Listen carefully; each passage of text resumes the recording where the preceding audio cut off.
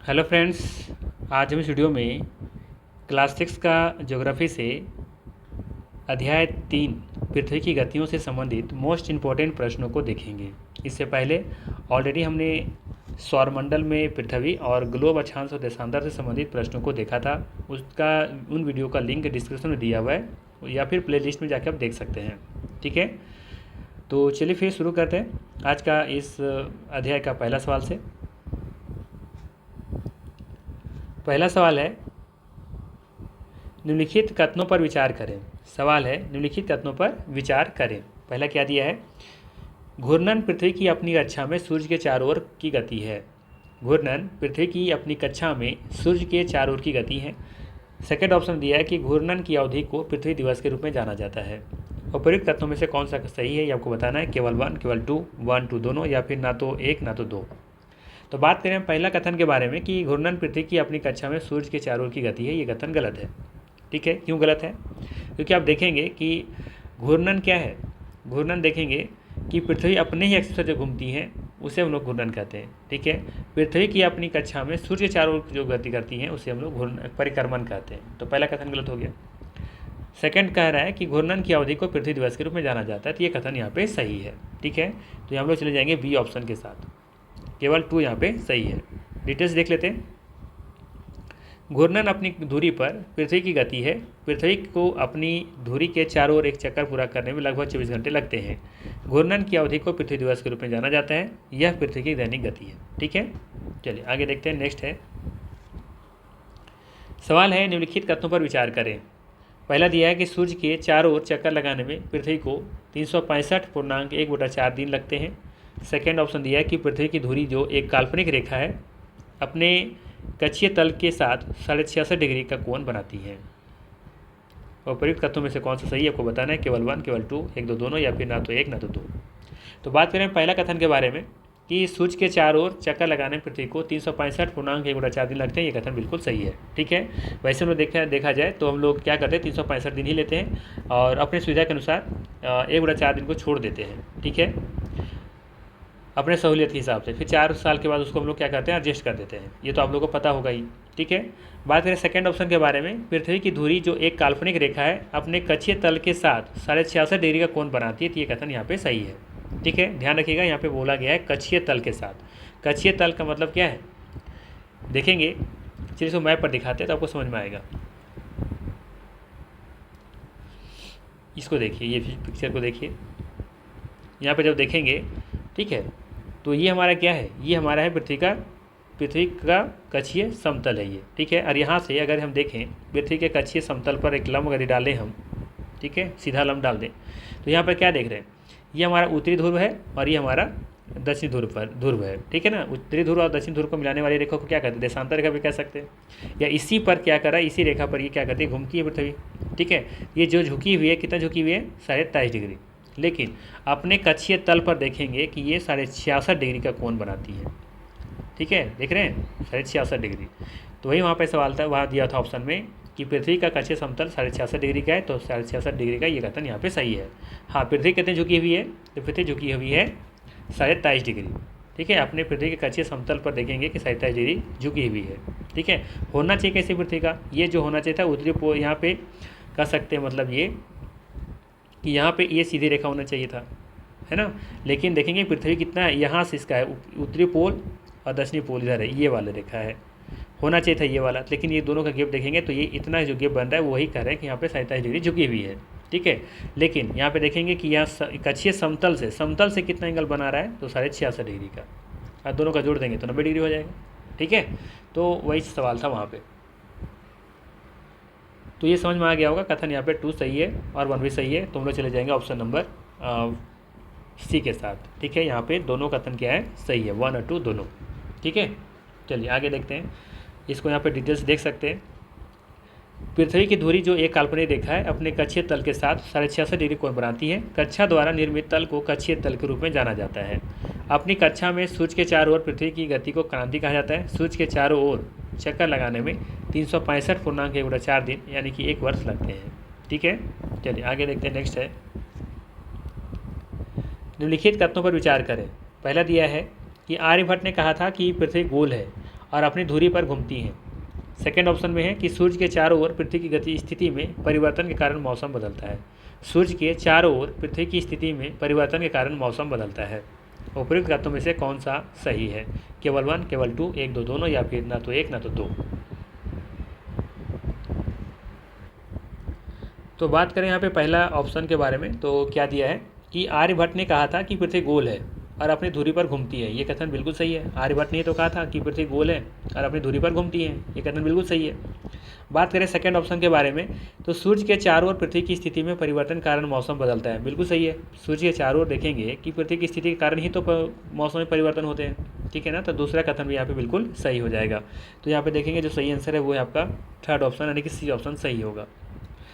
Next है, यहाँ पे देख सकते हैं डिटेल्स में, प्राचीन भारतीय खगोल शास्त्री आर्यभट्ट ने कहा था कि पृथ्वी गोल है और अपनी धुरी पर घूमती है। पृथ्वी की एक अंडाकार कक्षा में सूर्य के चारों ओर घूमती है। अपनी कक्षा में पृथ्वी एक ही दिशा में झुकी हुई है। एक वर्ष को प्रायः गर्मी, सर्दी, वसंत एवं शरद के मौसम में विभाजित किया जाता है। सूर्य के चारों ओर पृथ्वी की स्थिति में परिवर्तन के कारण मौसम क्या होता है? बदलता है, ठीक है ना। तो ध्यान रखिएगा, सूर्य के चारों ओर पृथ्वी की स्थिति में परिवर्तन के कारण ही क्या होता है? मौसम बदलता है। नेक्स्ट है, निम्नलिखित कथनों पर विचार करें। पहला दिया है, सूर्य की किरणें सीधे कर्क रेखा पर पड़ती हैं। सूर्य की किरणें सीधे कर्क रेखा पर पड़ती हैं। सेकेंड ऑप्शन में है, आर्कटिक वृत्त के आगे की जगहें लगभग 6 महीने तक लगातार दिन के उजाले का अनुभव करती हैं। थर्ड ऑप्शन में है कि भूमध्य रेखा के उत्तर के क्षेत्रों में गर्मी है। और फोर्थ ऑप्शन है, इन जगहों पर सबसे लंबी रात और सबसे छोटी दिन 21 जून को होता है। उपयुक्त में से कौन सा कथन उत्तरी गोलार्ध में 21 जून के संबंध में सही है? ध्यान रखिएगा, किसके बारे में पूछा जा रहा है? उत्तरी गोलार्ध में 21 जून के संबंध में पूछा जा रहा है कि कौन सा यहाँ पे कथन सही होगा, ठीक है। ध्यान रखिएगा, सवाल में क्या है? उत्तरी गोलार्ध के बारे में पूछा है और वो भी 21 जून के बारे में। देखिए, अगर यहाँ पे कुछ समझ में नहीं आता आपको तो आप अपने हिसाब से भी सोच सकते हैं। हम लोग इंडियन है, भारतीय हैं, ठीक है। तो इस हिसाब से सोचें कि हम लोग किस गोलार्ध में रहते हैं? उत्तरी गोलार्ध में रहते हैं, ठीक है। कुछ नहीं पता मान लो आपको, तो आपको इतना तो पता है ना कि आप लोग हम लोग जो है वो कहाँ रहते हैं? उत्तरी गोलार्ध में रहते हैं और 21 जून को यहाँ पे गर्मी पड़ती है। इतना तो पता होगा आपको, ठीक है। बाकी मान लेते हैं कुछ पता नहीं। इतना पता है कि हम लोग उत्तरी गोलार्ध में रहते हैं और 21 जून को यहाँ पे उस सीजन में गर्मी का मौसम रहता है, ठीक है। चलिए अब देखते हैं, पहला कथन पढ़ते हैं। सूर्य की किरणें सीधे कर्क रेखा पर पड़ती हैं। सूर्य की किरणें सीधे कर्क रेखा पर पड़ती हैं, तभी तो गर्मी का महसूस करते हैं हम लोग। कब? गर्मी के मौसम में। इसलिए मैंने कहा ना कि बाकी कुछ चीज़ें नहीं पता, कोई दिक्कत नहीं। अब बस इतना आपको पता होना चाहिए कि हम लोग उत्तरी गोलार्ध में रहते हैं और 21 जून के बारे में आपको पता होना चाहिए, उसमें गर्मी का मौसम रहता है। तो देखेंगे कि सूर्य की किरणें सीधे कर्क रेखा पर पड़ती हैं, बिल्कुल पड़ती हैं, तभी तो देखेंगे कि बहुत ज़्यादा गर्मी पड़ती है। गर्मी के मई जून के मौसम में क्यों पड़ती है? क्योंकि कर्क रेखा पर देखेंगे उस समय सूर्य किरणें सीधे पड़ती हैं, ठीक है। कर्क रेखा जो 27 डिग्री पर है, ठीक है। वहीं बात करें अगर हम मकर रेखा के बारे में, तो वहाँ पे तिरछी रेखा पड़ेगी, जस्ट उल्टा हो जाएगा, ठीक है। तो पहला कथन सही दिख रहा है कि सूर्य की किरणें सीधे कर्क रेखा पर पड़ती हैं, कोई दिक्कत नहीं होना चाहिए यहाँ पे। बात करते हैं सेकेंड ऑप्शन का, आर्कटिक वृत्त के आगे की जगह लगभग 6 महीने तक लगातार दिन के उजाले का अनुभव करती है, ठीक है। अब सोचिए ज़रा कि आर्कटिक वृत्त कहाँ है? ऊपर के नीचे? ऊपर में है, यानी उत्तरी गोलार्ध में है। अब उत्तरी गोलार्ध किधर झुकी हुई है? सूर्य की तरफ, तभी तो कर्क रेखा पर सूर्य की किरणें सीधे पड़ रही होंगी। कहने मतलब ये है, यहाँ देखें अगर ऐसा है, ठीक है, और ये मान लेते हैं कुछ इस तरीके से है, ठीक है, और ये झुकी हुई है। अब यहाँ पर देखेंगे कि ये हमारा ये सीधा रेखा थे हम बना दे कोण, तो ये सूर्य जब किरणें पड़ेंगी तो ये एक्चुअली में होना क्या चाहिए था? देखेंगे अभी इस क्षेत्र में ज़्यादा क्या पड़ रही है? सूर्य किरणें पड़ रही हैं, ठीक है। अब यहाँ पे देखिए साथ साथ में ये तो पोल है, यहाँ पे पोल है, यहाँ पे पोल है, उत्तरी पोल दक्षिणी पोल, ठीक है ना। अब ये सूर्य किरणें कहाँ तक आ रही हैं? यहाँ तक आ रही हैं। तो कहने मतलब ये एरिया पूरा जो देखेंगे आप, ठीक है, क्या हो रहा है? यहाँ पे सूर्य किरणें पड़ रही हैं। तो इसलिए देखेंगे यहाँ पर कि आर्कटिक वृत्त के आगे की जगह लगभग 6 महीने तक लगातार दिन के उजाले का अनुभव करती है। एक आर्कटिक वृत्त ध्यान रखिएगा लेकिन, ठीक है। और यहीं पर देखेंगे कि हमारा क्या है, ये क्या है? ये हमारा विषुवत रेखा है, ये वाला, और ये हमारा है ये हमारा है कर्क रेखा।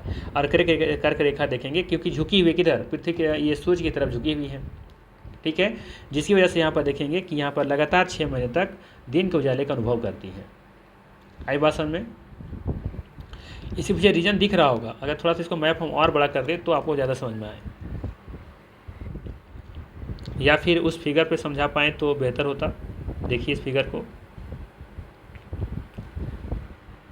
फिगर को समझ लीजिए तो शायद यहाँ पे ज़्यादा समझ में आ जाए आपको।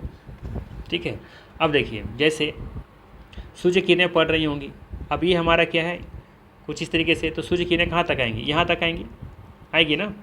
अब यहाँ पर आएगी तो देखिए ये उत्तरी ध्रुव है। अब यहाँ पर देखेंगे इस एरिया में क्या लग रहा है आपको, हमेशा क्या रहेगा 6 महीने तक यहाँ पे देखेंगे आपको कि दिन का उजाले ही देखने को मिलेंगे इस एरिया में, क्योंकि यहाँ पे कभी रात होगा ही नहीं, क्योंकि यहाँ पर सूर्य की किरणें हमेशा पड़ रही हैं। ये अपने चक्कर इस तरह से पृथ्वी घूम तो रही हैं, लेकिन ये कहाँ पर है, यहीं पर है ये। ठीक है, इसी स्थिति फिर आगे जाकर अब 6 महीने के बाद बदलेंगी स्थितियाँ, जब बदलेंगी तब फिर यहाँ पर फिर रात हो जाएगा, जब ये दूसरी तरफ जाएंगी। यहाँ पर पिक्चर में देख सकते हैं इस फिगर में। ठीक है, इस फिगर में देखेंगे जब स्थिति यहाँ बदल जाएंगी, इधर आ जाएंगी तो। लेकिन आपको सिर्फ यहाँ पे ध्यान ये रखना है, हम ये बता रहे हैं कि आपको यहाँ पे कि सूर्य किरणें यहाँ पे लगातार पड़ रही हैं 6 महीने तक। पड़ने के पीछे कारण क्या है, क्योंकि ये झुकी हुई है। ठीक है, किधर, सूर्य की तरफ। तो वहाँ पे जो पॉइंट था ना, देखिए यहाँ पे जो पॉइंट है ना कि आर्कटिक वृत्त के आगे की जगह लगभग 6 महीने तक लगातार दिन के उजाले का अनुभव करती हैं। ठीक है, क्यों करती समझ में आया, क्योंकि हम देखेंगे कि आर्कटिक वृत्त में देखेंगे कि लगातार वहाँ पर सूर्य की किरणें पड़ रही थी। ठीक है, और साथ साथ देखेंगे कि आर्कटिक वृत्त के ये सूर्य की किरणें सीधे कर्क रेखा पर पड़ रही थी। ठीक है, अब आगे देखते हैं। भूमध्य रेखा के उत्तर के क्षेत्र में गर्मी पड़ती है, बिल्कुल सही है। भूमध्य रेखा के उत्तर के क्षेत्रों में गर्मी पड़ती हैं, क्यों पड़ती हैं, क्योंकि अगर ये ग्लोब है, ये पृथ्वी मान लेते हैं, तो यहाँ पर देखेंगे कि ये झुकी हुई है कुछ इस तरीके से। तो ये झुकी हुई किधर झुकी हुई है, तो ये एरिया में ज़्यादा धूप पड़ रहा है ना। अब जहाँ पर देख सकते हैं कि आर्कटिक वृत्त में लगातार 6 महीने तक दिन के उजाले हैं, कर्क रेखा पर सूर्य की सीधे किरणें पड़ रही हैं, तो भूमध्य रेखा के उत्तर के क्षेत्र, ये भूमध्य रेखा है, और इसके उत्तर के क्षेत्र में तो गर्मी तो पड़ेगी ना। वहीं बात करें भूमध्य रेखा के दक्षिण क्षेत्र में ठंड का मौसम होगा, वहाँ पर जाहिर सी बात है। ठीक है, तो ये आपको पता होना चाहिए। बात करें फोर्थ ऑप्शन के बारे में, किन जगहों पर सबसे लंबी रात और सबसे छोटी दिन 21 जून को होता है। जब सोचिए ज़रा, खुद सोचिए, कुछ नहीं पता आपको, लेकिन इतना तो पता होगा ना कि हम लोग के यहाँ उत्तरी गोलार्ध में हम लोग रहते हैं, और साथ में हम लोग को आपको पता ये है कि गर्मी के मौसम में दिन बड़ा होता है और रात छोटी होती है। यहाँ क्या लिखा है कि सबसे लंबी रात होती है, बताइए सबसे लंबी रात होती है, नहीं, सबसे लंबी दिन होती हैं और सबसे छोटी क्या होती हैं, रात होती हैं 21 जून को। तो ये कथन गलत हो गया। तो यहाँ पे पहला, दूसरा, तीसरा सही है, फोर्थ गलत है। आई थिंक समझा पाया हूँ। तो यहाँ पे 1, 2, 3 सही हो जाएगा। ठीक है, चलिए और डिटेल से हम लोग पढ़ेंगे इसको। ठीक है, जब हम थ्योरी क्लास लेंगे ना तो और बेहतर से बेहतर हम आपको पढ़ा पाएंगे, और तब तक मेरे पास संसाधन भी हो चुके होंगे। ठीक है, तो मेरे पास संसाधन उतने अच्छे नहीं जो आपको हम समझा पाएँ, बोर्ड पर अच्छे तरीके से समझाया जा सकता है इसको। ठीक है, तो थोड़ा सा इंतज़ार कीजिए, बस आप लोग कनेक्ट रहिए मेरे साथ। बेहतर से बेहतर आप लोग को हम फ्री ऑफ कॉस्ट में आप लोग को शिक्षा देने वाले हैं। ठीक है, बस बने रहिए मेरे साथ। चलिए आगे देखते हैं, इसमें डिटेल्स देख लेते हैं। उत्तरी गोलार्ध 21 जून को सूर्य की ओर झुका हुआ होता है। सूर्य की किरणें कर्क रेखा पर सीधे पड़ती हैं। परिणाम स्वरूप इन क्षेत्रों में अधिक गर्मी प्राप्त होती है। ध्रुवों के पास के क्षेत्र सूर्य की किरणें तिरछी होने के कारण कम ऊष्मा प्राप्त करते हैं। उत्तरी ध्रुव सूर्य की ओर झुका हुआ है और आर्कटिक वृत्त से आगे के स्थानों पर लगभग 6 महीने तक दिन के उजाले का अनुभव होता है। चूँकि उत्तरी गोलार्ध का एक बड़ा हिस्सा सूर्य से प्रकाश प्राप्त करता है, देखिए है ना, एक बड़ा हिस्सा सूर्य का प्रकाश प्राप्त करता है। भूमध्य रेखा के उत्तर के क्षेत्रों में गर्मी होती है। इन स्थानों पर सबसे लंबा दिन और सबसे छोटा दिन कब होता है, 21 जून को होता है। ध्यान रखिएगा, सबसे लंबा दिन। यही चीज़ यहाँ पे पूछ लिया जाए दक्षिणी गोलार्ध के बारे में तो ये सही हो जाता। दक्षिणी गोलार्ध में सेम चीज़ वगैरह दिखाते तो सही हो जाता कि दक्षिण गोलार्ध में ये जो कथन लिखा है ना दक्षिण गोलार्ध के बारे में, ये कहते हैं कि दक्षिण गोलार्ध में सबसे लंबी रात होती है और सबसे छोटा दिन 21 जून को होता है, तो ये सही हो जाता। ठीक है, चलिए आगे देखते हैं। अब निम्नलिखित कथनों पर विचार करें। ठीक है, फिर से विचार करना है आपको। क्या है, 21 मार्च और 23 सितंबर को सूर्य की किरणें भूमध्य रेखा पर सीधी पड़ती हैं। ठीक है, 21 मार्च और 23 सितंबर को सूर्य की किरणें भूमध्य रेखा पर सीधी पड़ती हैं। सेकेंड ऑप्शन में है कि पूरी पृथ्वी ध्रुवों को छोड़कर समान दिनों और समान रातों का अनुभव करती है। पूरी पृथ्वी ध्रुवों को छोड़ करके समान दिनों और समान रातों का अनुभव करती हैं। और उपयुक्त कथनों में से बताना है कि कौन सा सही है। तो यहाँ पे बात करें पहला कथन के बारे में कि 21 मार्च और 23 सितंबर को सूर्य की किरणें भूमध्य रेखा पर सीधी पड़ती है। बिल्कुल कथन यहाँ पे सही है। ठीक है, कि 21 मार्च और 23 सितंबर को सूर्य की सीधे किरणें भूमध्य रेखा पर पड़ती हैं। ठीक है, इस स्थिति में देखेंगे कि जो ध्रुव है ना सूर्य की ओर झुका हुआ नहीं होता है। ठीक है। इस कंडीशन में देखेंगे कि जो ध्रुव है ना, कोई भी ध्रुव सूरज की ओर झुका हुआ नहीं होता है। ठीक है, तो यहाँ पे देखेंगे कि 21 मार्च और 23 सितंबर को सूर्य की किरणें सीधे भूमध्य रेखा पर सीधे पड़ती हैं। जैसे इस पिक्चर में देखिए थोड़ा सा कि यहाँ पे सूर्य की किरणें देख रहे हैं, जा रहा है इधर, ठीक है, और ये हमारा देखें कि कहीं झुका हुआ है, सूर्य की तरफ झुका हुआ है क्या? नहीं झुका हुआ है। ठीक है, ये तो सूर्य की किरणें सीधे पड़ रही ना, देख सकते हैं आप। यहाँ भी देखेंगे ये है आपका 21 मार्च की स्थिति और ये है आपका 23 सितंबर की स्थिति। तो ये हमारा मान लेते हैं कि ये सीधी रेखा है जो होना चाहिए, ये तो झुका हुआ है। लेकिन देखेंगे इसे जब दो बराबर भागों में बांटेंगे तो ये लाइन आ जाएगा और ये सीधी रेखा देखेंगे कि ये पूरी की तरह से देखेंगे कि ये सूर्य की किरणें पूरा विषुवत रेखा पर सीधा पड़ रहा है। ठीक है, तो वही सवाल वहाँ पे दिया हुआ था। ठीक है, ऑप्शन में वही दिए हुए थे वहाँ पे, समझ में आया। तो 21 मार्च को और 23 सितंबर को देखेंगे कि विषुवत रेखा पर सूर्य की किरणें सीधे पड़ती हैं। ठीक है, क्योंकि यहाँ पर देखेंगे कि सूर्य का पृथ्वी जो है सो सूर्य की तरफ झुकी हुई नहीं होती है। जबकि यहाँ देखेंगे कि यहाँ पे देखिए झुका हुआ दिख रहा होगा, यहाँ भी झुका हुआ दिख रहा होगा, दोनों कंडीशन में। ठीक है, देखिए ना इधर ये लाइन है, तो इसको अंदर ये झुका हुआ इधर, और इधर देखेंगे ये वाला इधर है, तो आपकी बार उधर चला गया। ठीक है, बात समझ में आ रहा है। तो यहाँ पे देखेंगे कि 21 जून को और 22 दिसंबर को, ठीक है, ये सूर्य देखेंगे, सूर्य से क्या होता है, झुके होते हैं। लेकिन अब यहीं पर थोड़ा सा और समझा देते हैं आपको। ये कंडीशन तो समझ में आ गया होगा। ठीक है, जो भी समझा रहे थे क्वेश्चन नंबर शायद 3 या 4 में, इसको समझिए। अब कंडीशन देखिए 22 दिसंबर का, इसको थोड़ा सा जूम कर लेते हैं। अब देखिए इसको, ये कंडीशन 22 दिसंबर को समझिए। अब क्या हो रहा है कि अब सूर्य जो है वो घूमते घूमते, ये हमारा पृथ्वी घूमते घूमते यहाँ पहुँच गया है 22 दिसंबर के पास। अब क्या हो रहा है कि अब हमारा एक्चुअली में देखेंगे कि सूर्य की किरणें कहाँ पड़ रही होंगी, तो ये देखेंगे कि ये हमारा प्रदीप वृत्त है, यानी कितने हिस्से में क्या पड़ रहा है, सूर्य की किरणें पड़ रही हैं। राइट, अब यहाँ पे सूर्य की किरणें इतने हिस्से में पड़ रही हैं। अब हमारा देखो कि अब दक्षिणी गोलार्ध में देखेंगे कि सूर्य की किरणें यहाँ पे पहुँच रही हैं, लेकिन यहाँ देखो उत्तरी ध्रुव पर सूर्य की किरणें नहीं पहुँच रही हैं। देख रहे हैं, यहाँ पे सूर्य की किरणें पहुँच रही है, नहीं पहुँच रही हैं। अब बताइए जरा कि अब यहाँ पे कौन सा गोलार्ध में ज़्यादा पड़ रहा है, क्या मतलब सूर्य की किरणें किसको ज़्यादा प्राप्त हो रही हैं, इसको बांट देते हैं, इधर बांटते हैं। अब बताइए ज़्यादा कि किसको सूर्य की किरणें ज़्यादा पड़ रही हैं, उष्मा किसको मिल रही है ज़्यादा, उत्तरी गोलार्ध में कि दक्षिणी गोलार्ध में? तो आप कहेंगे सर दक्षिणी गोलार्ध में। क्यों? क्योंकि देखिए ये वाला हिस्सा देखिए यहाँ पे ज़्यादा पड़ रहा है ना, ये वाला पार्ट है ना, ये पार्ट देखिए, ये वाला पार्ट ज़्यादा यहाँ पे पड़ रहा है। लेकिन यहाँ पे देखेंगे कि ये वाला पार्ट अब यहाँ तो नहीं पड़ रहा है, सूर्य की किरणें कम पड़ रही हैं, रोशनी कम में पड़ रहा है। जिसका मतलब है कि उत्तरी गोलार्ध में आप देखेंगे कि यहाँ पे ठंड का मौसम आ जाएगा, जबकि दक्षिणी गोलार्ध में यहाँ पर देखेंगे कि गर्मी का मौसम आ जाएगा, मतलब थोड़ा सा यहाँ पे गर्मी रहेगा। बात समझ में आया। तो वह सेम कंडीशन हम बता रहे थे, समझाने का प्रयास कर रहे थे हम इस वाले में, 21 जून वाला में, जो 21 जून को होता है। ठीक है, तो आपको ये कंडीशन नहीं भी याद है ना, तो आप खाली बस ये देखिए कि आप किस गोलार्ध में रहते हैं, उत्तरी गोलार्ध में या दक्षिणी गोलार्ध में, बस काम खत्म। वहीं से आप सारा कंडीशन निकाल लीजिएगा, क्योंकि आपको पता है कि ठंड के मौसम में क्या होता है, गर्मी के मौसम में दिन बड़ा होता है या रात बड़ा होता है। ठीक है, बस इतना ही है, बाकी और भी डिटेल्स आपको समझाएंगे। ठीक है, परेशान नहीं होइए, जब हम थ्योरी क्लास पढ़ाएंगे ना तो और अच्छे तरीके से समझाएंगे। फिलहाल यहाँ पे हम MCQ पढ़ा रहे हैं, तो ज़्यादा डिटेल्स हम नहीं पढ़ा पाएंगे। ठीक है, चलिए, तो ये समझ में आया होगा आई थिंक। कहाँ थे हम लोग, यहाँ पे। हाँ, 21 मार्च और 23 सितंबर को सूर्य की किरणें भूमध्य रेखा पर सीधी पड़ती है। क्यों पड़ती है?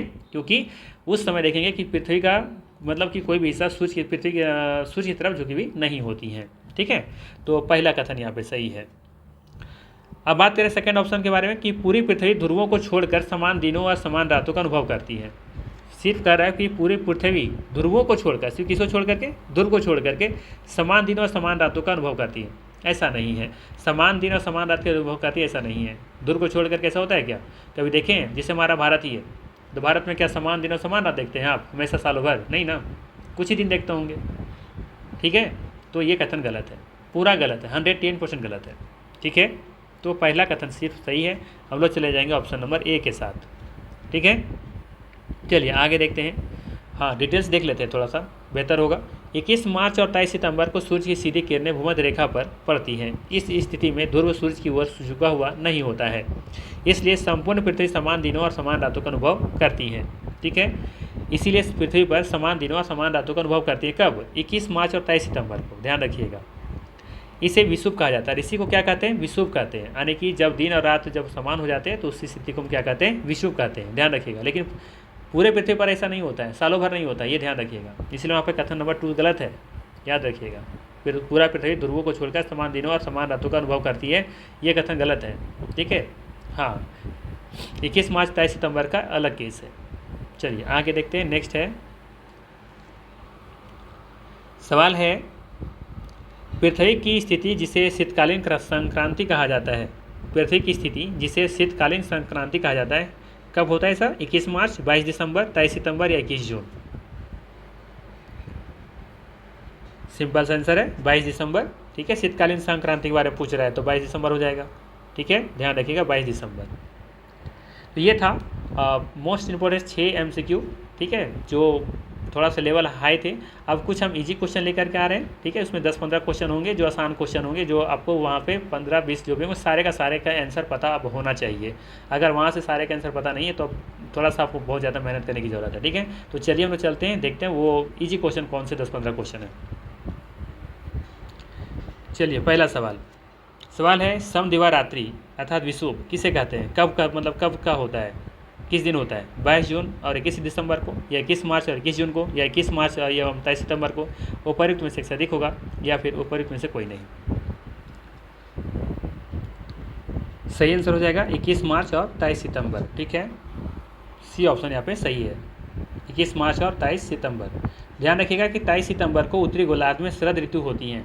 ठीक है, 23 सितंबर को उत्तरी गोलार्ध में शरद ऋतु होती हैं, जबकि दक्षिणी गोलार्ध में वसंत ऋतु होती है। उसी तरीके से 21 मार्च को स्थिति के बारे में बात करें तो इसके विपरीत होता है, मतलब कि जब उत्तरी गोलार्ध में वसंत ऋतु होता है तो दक्षिणी गोलार्ध में शरद ऋतु हो जाती है। ये 21 मार्च की कहानी है। ठीक है, यानी कि 21 मार्च को उत्तरी गोलार्ध में वसंत ऋतु होगा और दक्षिणी गोलार्ध में शरद ऋतु होगा। ठीक है, चलिए नेक्स्ट है, सबसे बड़ा दिन होता है 21 जून, 22 जून या 22 दिसंबर? सबसे बड़ा दिन कब होता है ये आपको बताना है। सही आंसर हो जाएगा 21 जून। ठीक है, ध्यान रखिएगा 21 जून सबसे इसका सही आंसर है। नेक्स्ट है,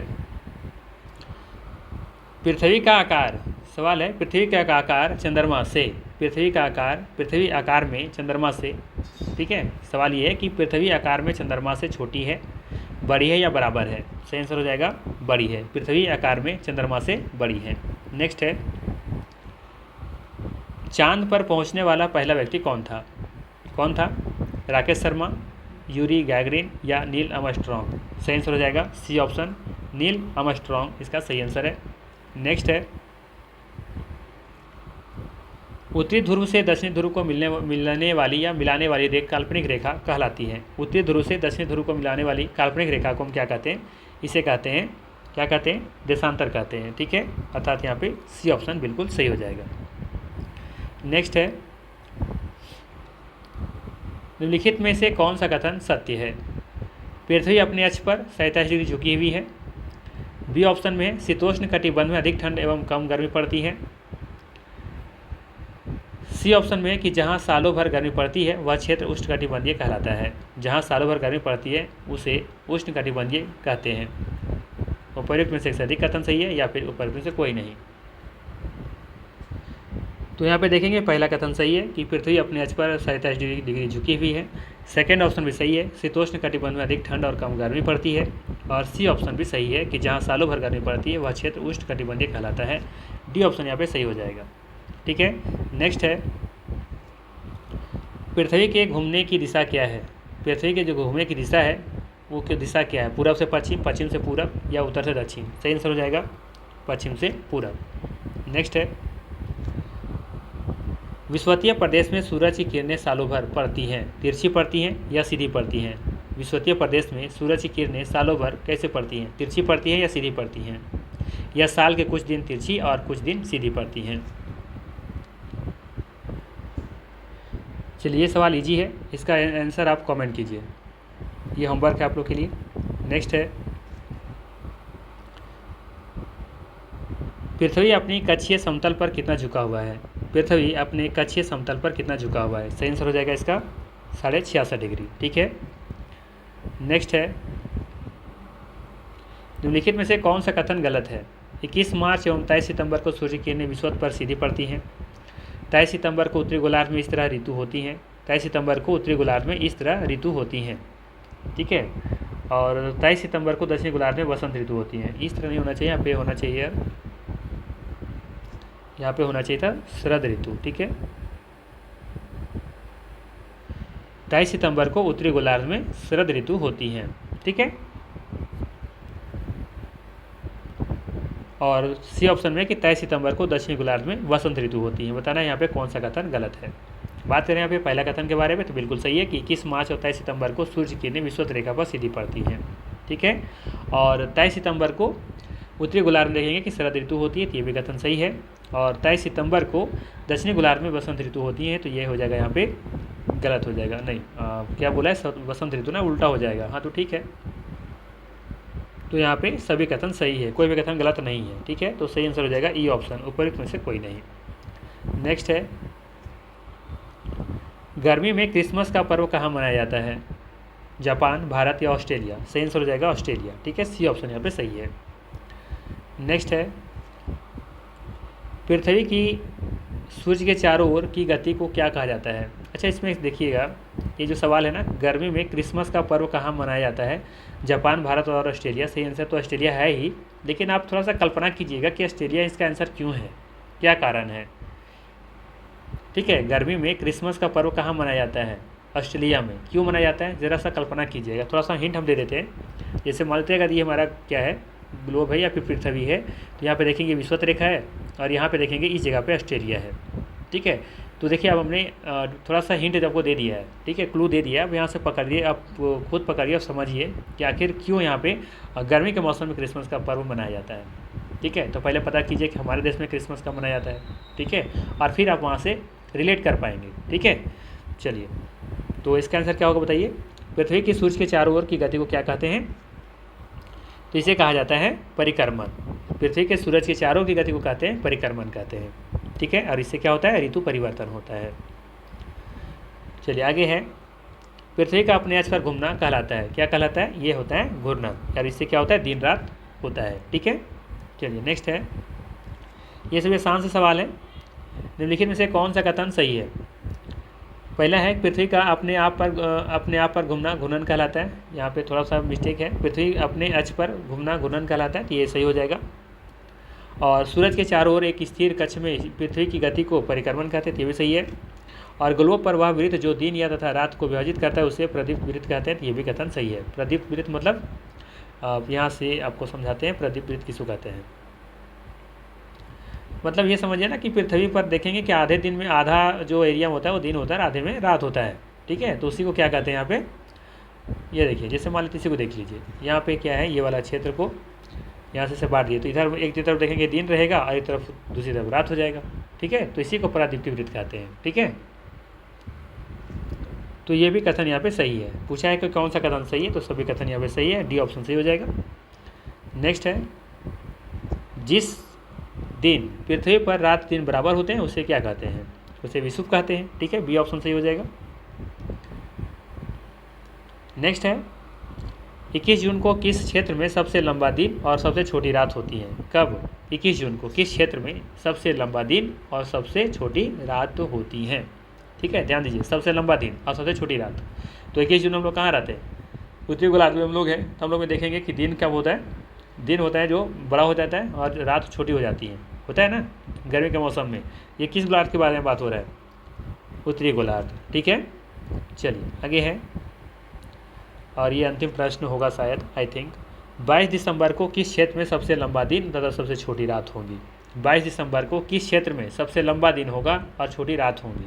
ठीक है, तो देखिए ज़रा सोचिए कि 22 दिसंबर को हमारे यहाँ क्या होता है? लंबी रात होती है। ठीक है, लेकिन ये बोला क्या है कि लंबा दिन, और हमारे यहाँ होता है लंबी रात, तो मतलब है कि हम लोग रहते हैं उत्तरी गोलार्ध में, तो हो जाएगा आंसर दक्षिणी गोलार्ध में। ठीक है, तो बी ऑप्शन सही हो जाएगा। बस ऐसे रिलेट कीजिएगा, ज़्यादा दिमाग लगाने की ज़रूरत नहीं है। अगर आपको नहीं भी समझ में आता है ना, तो बस अपने एरिया को पता कर लीजिए कि क्या आपके कंडीशन क्या रहता है। ठीक है, तो ये था मोस्ट इंपॉर्टेंट 17 MCQ जो अलग से हम दिए आपको। अगर वीडियो अच्छा लगा हो तो लाइक ज़रूर कीजिएगा, और हमारी मेहनत सिर्फ आपको एक लाइक से मेरा काम बन जाएगा। आप एक लाइक कर दीजिए, बस मेरी मेहनत सफल हो जाएगी। और अगर ये चैनल पर नए हैं तो सब्सक्राइब कर लीजिएगा, और ज़्यादा मानने की इच्छा है, ज़्यादा अगर कुछ दान देने की इच्छा है तो थोड़ा सा शेयर कर दीजिएगा। ठीक है, तो चलिए फिर मिलते हैं इसी तरह के नेक्स्ट वीडियो में। Thanks for watching.